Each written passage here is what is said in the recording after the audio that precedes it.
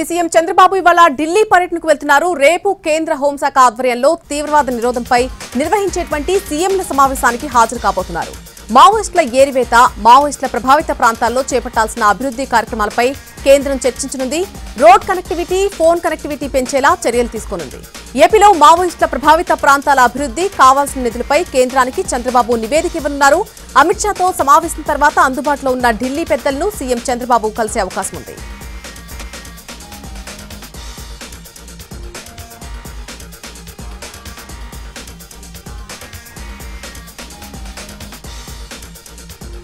ముఖ్యమంత్రి రేవంత్ రెడ్డి ఇవాళ రాత్రి ఢిల్లీకి వెళ్లనున్నారు. రాష్ట్రంలో వరద పరిహారం విషయంపై కేంద్ర మంత్రులను సీఎం కలిసే అవకాశం ఉంది.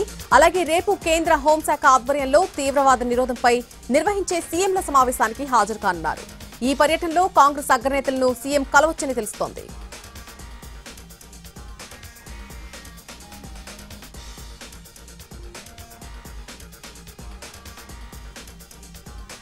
సికింద్రాబాద్ నుంచి గోవా ట్రైన్ ను ప్రారంభించారు కేంద్ర మంత్రి కిషన్ రెడ్డి. సికింద్రాబాద్ వాస్కోడిగామా సికింద్రాబాద్ రైలును జెండా ఊపి ప్రారంభించారు. ఈ రైలు ప్రతి బుధవారం, శుక్రవారం సికింద్రాబాద్ నుంచి, ప్రతి గురువారం, శనివారం వాస్కోడిగామా నుంచి బయలుదేరుతుంది.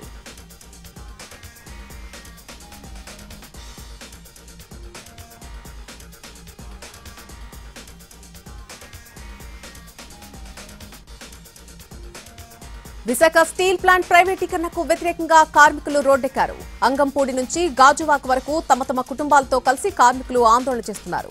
మానవహారంగా ఏర్పడి నిరసన తెలుపుతున్నారు కార్మికులు. విశాఖ స్టీల్ ప్లాంట్ ను సెయిల్లో విలీనం చేయాలని, పూర్తి స్థాయి ఉత్పత్తి సామర్థ్యంతో ప్లాంట్ ను నడపాలని, కార్మికులందరికీ శాశ్వత ఉద్యోగ భద్రత కల్పించాలని డిమాండ్ చేస్తున్నారు. మానవహారంలో కమ్యూనిస్టు నేతలు కూడా పాల్గొన్నారు.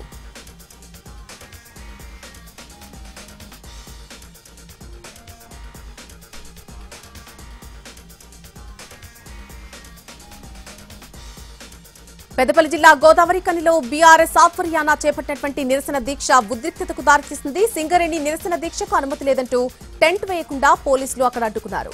అయినా గాంధీ చౌక్ లో నిరసన దీక్షకు దిగారు. ఒక దశలో సింగరేణి కార్మికులు, పోలీసులకు మధ్య తోపులాట జరిగింది.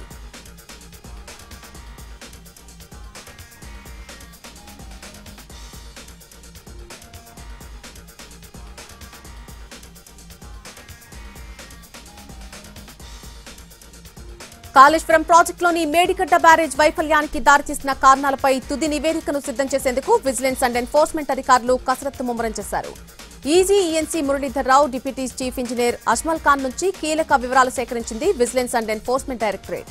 మేడిగడ్డ బ్యారేజ్ నిర్మాణంలో మార్పులు చేర్పులకు ఆదేశాలిచ్చింది ఎవరు, సవరణ అంచనాలకు ఆమోదం తెలిపింది ఎవరు అనే అంశాలకు సంబంధించి మురళీధర్రావును ప్రశ్నించారు అధికారులు. మేడిగడ్డ నిర్మాణ సంస్థకు బ్యాంకు గ్యారంటీలు విడుదల చేయాలని ఆదేశించింది ఎవరు అనేది కూడా తెలుసుకున్నారు. ఇక రేపు, ఎల్లుండి మరికొందరి అధికారులను వివరాలను అడిగి తెలుసుకోనున్నారు విజిలెన్స్ అధికారులు.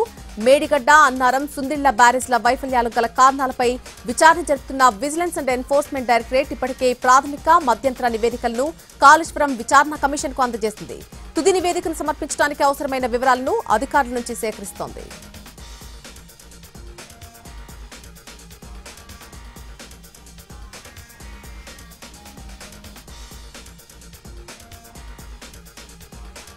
Pithapuram urban credit cooperative society ఎన్నికలు ప్రశాంతంగా జరుగుతున్నాయి. టీడీపీ, జనసేన మద్దతిచ్చిన 10 మంది అభ్యర్థులు పోటీలో ఉన్నారు. మరొక ఇండిపెండెంట్ అభ్యర్థి కూడా బరిలో ఉన్నారు. అయితే పార్టీ పెద్దలు సమన్వయంతో కూటమి తరఫున 5గురికి డైరెక్టర్ పదవుల విషయంలో మద్దతు ఇవ్వాలని నిర్ణయం తీసుకున్నారు. మరోవైపు జనసేన మద్దతిచ్చిన అభ్యర్థులు పోటీ చేస్తున్న 1వ వార్డులో ఇండిపెండెంట్ అభ్యర్థి గట్టి పోటీ చేస్తున్నారు. 2వ వార్డులో జనసేన మద్దతిచ్చినటువంటి అభ్యర్థికి టీడీపీ మద్దతిస్తున్న అభ్యర్థి పోటీ చేస్తున్నారు. పార్టీ పెద్దలు ప్రచారానికి దూరంగా ఉండి కూటమి అభ్యర్థికి మద్దతు తెలపాలని చెప్పినా పట్టించుకోకుండా ప్రతిష్టాత్మకంగా తీసుకోవడం జరిగింది. 3 వార్డుల్లో జనసేన మద్దతిచ్చినటువంటి అభ్యర్థులు, 2 వార్డుల్లో టీడీపీ మద్దతిచ్చిన అభ్యర్థులకు కూటమి మద్దతు తెలుపుతోంది. జనసేనకు చైర్మన్ పదవి, వైస్ చైర్మన్ పదవి టీడీపీకి కేటాయించారు.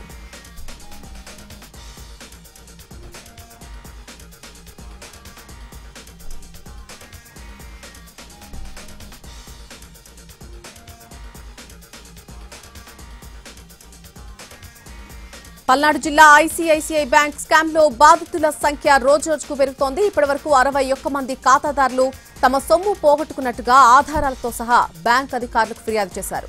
బ్యాంకులో స్కామ్ సమాచారం తెలుసుకుని మరికొంతమంది బాధితులు కూడా తరలివస్తున్నారు. దూర ప్రాంతాల్లో ఉన్న ఖాతాదారులు రేపటికి చిలకలూరిపేటకు చేరుకునే అవకాశం ఉంది. దీంతో బాధితుల సంఖ్య మరింతగా పెరగనుందని తెలుస్తోంది.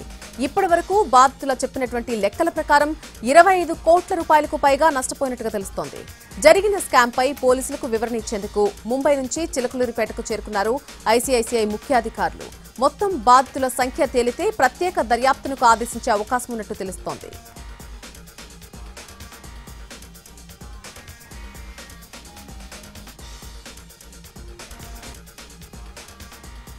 హైదరాబాద్ రాజేంద్ర నగర్ లో కుర్రకారు రెచ్చిపోయింది. బైక్ రేసింగ్లతో రోడ్డున వచ్చిపోయే వారిని హడలెత్తించారు. వీకెండ్ కావడంతో ఖరీదైన స్పోర్ట్స్ బైక్లతో విన్యాసాలు చేశారు యువత. రాజేంద్ర నగర్ డైరీ ఫామ్ వద్ద పలువురు రేసర్లను అదుపులోకి తీసుకున్నారు పోలీసులు. ఆ బైక్లను కూడా సీజ్ చేశారు.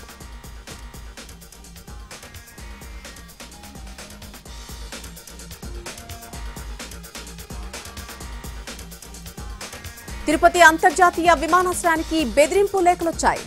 ఈమెయిల్ ద్వారా ఒక బెదిరింపు లేఖను తిరుపతి సీఏఎస్ఎఫ్ అధికారిక వెబ్సైట్కు పంపించాడు ఒక గుర్తు తెలియని ఆగంతకుడు.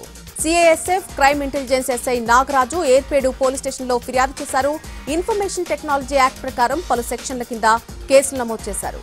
ఈమెయిల్ ఆధారంగా నిందితుడిని పట్టుకునేందుకు ఏర్పేడు సీఐ జయచంద్ర బృందాలను ఏర్పాటు చేయడం జరిగింది.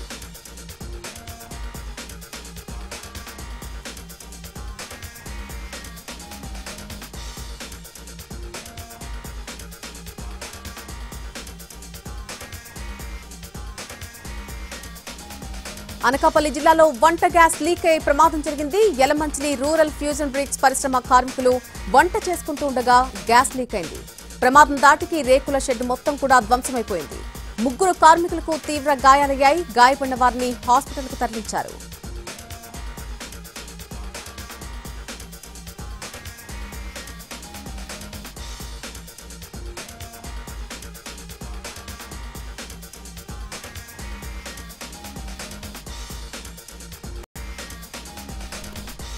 పద్దెనిమిది మంది సైబర్ నేరగాళ్లను అరెస్ట్ చేశారు హైదరాబాద్ పోలీసులు. ముంబై కేంద్రంగా సైబర్ నేరాలకు పాల్పడుతున్న 18 మంది మొత్తం 435 కేసుల్లో నిందితులుగా ఉన్నారు. ఈ గ్యాంగ్ ఒక్క హైదరాబాద్ వాసుల ఖాతాల నుంచే 7 కోట్ల రూపాయలకు పైగా కొట్టేసింది. నిందితుల బ్యాంక్ ఖాతాలను ఫ్రీజ్ చేశారు పోలీసులు. ఆ ఫ్రీజ్ చేసినటువంటి ఖాతాల్లో కోటి రూపాయలకు పైగా నగదుంది. సిబిఐ ఈడీ అధికారులమని చెప్పి సైబర్ క్రిమినల్స్ డబ్బులు వసూలు చేశారు. డ్రగ్స్ పేరుతో బెదిరింపులకు దిగి వసూలు చేశారు. గుర్తు తెలియని వ్యక్తుల నుంచి వచ్చే ఫోన్ కాల్స్ కు రెస్పాండ్ కావద్దని సిపి సివి ఆనంద్ విజ్ఞప్తి చేశారు. సైబర్ అరెస్ట్ అని చెప్పే వారి మాటలను ఎట్టి పరిస్థితుల్లోనూ నమ్మకూడదన్నారు.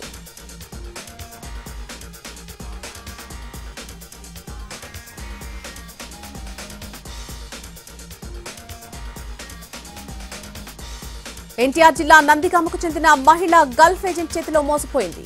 ఏటూరు గ్రామానికి చెందినటువంటి దేవి అనే మహిళ కువైట్ లో పనిచేయాలని చెప్పి ఏజెంట్ మస్కట్ తరలించాడని తెలిపింది. అక్కడ 2 నెలలు ఒక ఆఫీసులో ఉద్యోగం చేశానని, ఆ తర్వాత ఒక బడా వ్యాపారి ఇంట్లో వెట్టి చాకరీ చేయిస్తున్నాడని ఆవేదన వ్యక్తం చేసింది. పని భారం ఎక్కువయ్యి తరచూ అనారోగ్యానికి గురవుతున్నా ఇంటి యజమాని గొడ్డు చాకరీ చేయిస్తున్నాడని సెల్ఫీ వీడియోలో వాపోయింది. తన కష్టాల గురించి ఏజెంట్ కు ఎంత చెప్పినా తానేమీ లేనని చేతులెత్తేశాడని బాధితురాలు గొల్లుమంటోంది. తిరిగి ఇండియాకి రావాలంటే 4 లక్షల రూపాయలు ఇవ్వాలని ఏజెంట్ డిమాండ్ చేస్తున్నాడని సెల్ఫీ వీడియో ద్వారా చెప్పింది. తన్ని వెనక్కి రప్పించాలని దేవి విజ్ఞప్తి చేస్తోంది.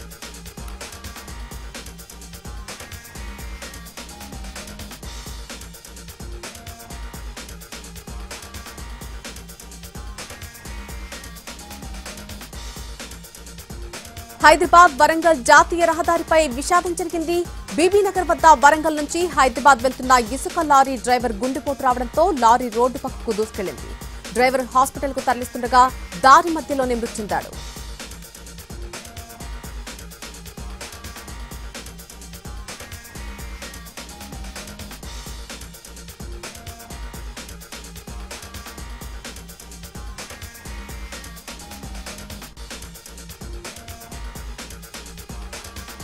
అనకాపల్లి జిల్లాలో రోడ్డు ప్రమాదం జరిగింది. బయ్యవరం వద్ద జాతీయ రహదారిపై ఆగి ఉన్న లారీని ఆర్టీసీ బస్సు ఢీకొట్టింది.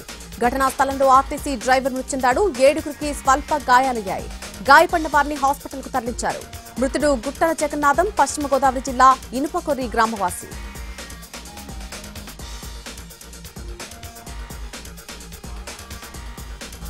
Back to news. కర్ణాటకలో జేడీఎస్ ఎమ్మెల్సీ బిఎం ఫరూక్ సోదరుడు అదృశ్యం కావడంతో కలకలం రేగింది. కనిపించకుండా పోయిన ముంతాజ్ అలీ కోసం కుటుంబ సభ్యులు, పోలీసులు విస్తృతంగా గాలిస్తున్నారు. JDS MLC BM Farooq, Congress మాజీ ఎమ్మెల్యే మొహిద్దీన్ బవాకు ముంతాజ్ అలీ సోదరుడు. రాజకీయ కుటుంబానికి చెందినటువంటి ముంతాజ్ అలీ కారు కొల్లూరు బ్రిడ్జ్ సమీపంలో పోలీసులు గుర్తించారు. ఆ కారు స్వల్పంగా డ్యామేజ్ అయింది. దాంతో యాక్సిడెంట్ జరిగిందని అనుమానాలు వ్యక్తమవుతున్నాయి. కానీ కారులో ముంతాజ్ అలీ లేరు. దీంతో బ్రిడ్జ్ మీద నుంచి కాలువలోకి దూకేశారా అనే అనుమానాలు కూడా చెలరేగాయి. కాలువలో గజ ఈతగాళ్లు, రెస్క్యూ టీమ్స్ విస్తృతంగా గాలిస్తున్నారు.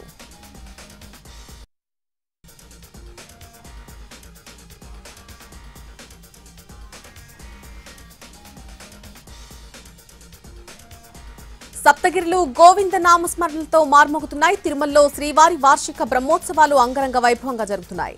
మూడో రోజు ఉదయం తిరుమాడ వీధుల్లో సింహవాహనంపై మలయప్ప స్వామి వారు విహరించారు. ఇవాళ రాత్రి ముత్యం పందిరిలో శ్రీవారు విహరిస్తారు.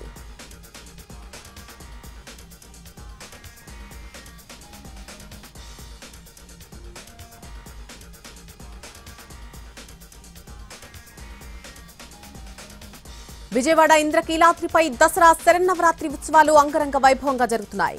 4వ రోజైనటువంటి దేవి శరన్నవరాత్రి ఉత్సవాలకు భక్తులు పోటెత్తారు. ఇవాళ శ్రీ లలిత త్రిపుర సుందరి దేవి అలంకారంలో కనకదుర్గమ్మ దర్శనమిస్తున్నారు. తెల్లవారుజామున 4 గంటల నుంచే అమ్మవారి దర్శనానికి క్యూ లైన్లో బార్లు తీరారు భక్తులు. ఆదివారం కావడంతో భక్తులు ఎక్కువగా తరలివస్తారన్న అంచనాలతో దేవస్థానం అధికారులు అన్ని ఏర్పాట్లు చేశారు. అన్నప్రసాదం, లడ్డూ ప్రసాదాన్ని ఎప్పటికప్పుడు అందుబాటులో ఉంచుతున్నారు. భక్తులకు తాగునీరు, పాలు అందిస్తున్నారు ఆలయ సిబ్బంది. క్యూలో నిల్చున్న భక్తులకు ఇబ్బందులు లేకుండా పోలీస్ సేవాదళ్, రెడ్ క్రాస్ వాలంటీర్లు సేవలందిస్తున్నారు.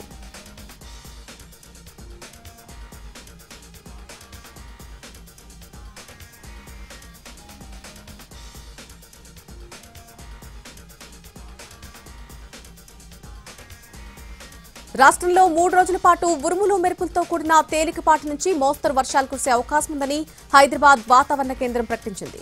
శుక్రవారం పశ్చిమ మధ్య దక్షిణ బంగాళాఖాతం వద్ద సగటు సముద్ర మట్టానికి 1.5 కిలోమీటర్ల ఎత్తులో ఆవర్తనం ఏర్పడింది. నిన్న పశ్చిమ మధ్య బంగాళాఖాతంలో ఏపీ తీరానికి చేరుగా సగటు సముద్ర మట్టానికి 1.5 కిలోమీటర్ల నుంచి 4.5 కిలోమీటర్ల మధ్యలో కొనసాగుతున్నట్టు వెల్లడించింది. ఈ ప్రభావంతో తెలంగాణలోకి పశ్చిమ వాయువ్య దిశ నుంచి గాలులు వీచే అవకాశం ఉందని పేర్కొంది. ఇవాళ భువనగిరి, రంగారెడ్డి, మహబూబ్ నగర్, నాగర్ కర్నూల్, వనపర్తి, నారాయణపేట, జోగులాంబ, గద్వాల్ జిల్లాలకు వర్ష సూచన ఉన్నట్టు పేర్కొంది. ఈ జిల్లాలకు ఎల్లో హెచ్చరికలు సైతం జారీ చేసినట్టు వాతావరణ కేంద్రం తెలిపింది.